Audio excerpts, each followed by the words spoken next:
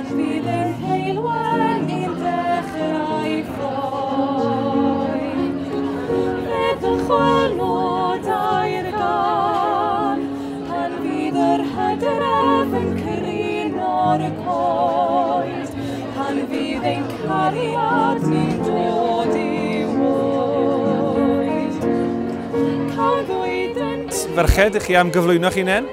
Fi Welen Thomas. Fi di Mano Mai. Fe wnaethon ni ddod o lan da chi gynnau fach yn ymarfer. Siw mae'r nyrfed â chi erbyn hyn cyn mynd ar y llwyfan?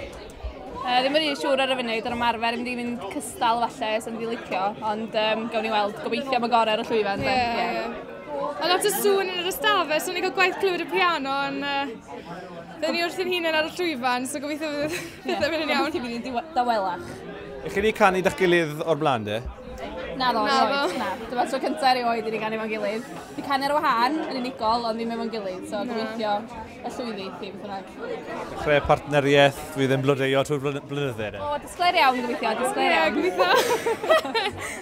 Ych chi'n mas yn rhael heno, neu chi'n mynd ôl i Dal y Bont heno?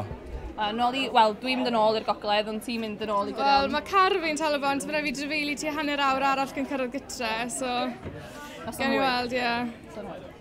Diolch yn fawr, ferched.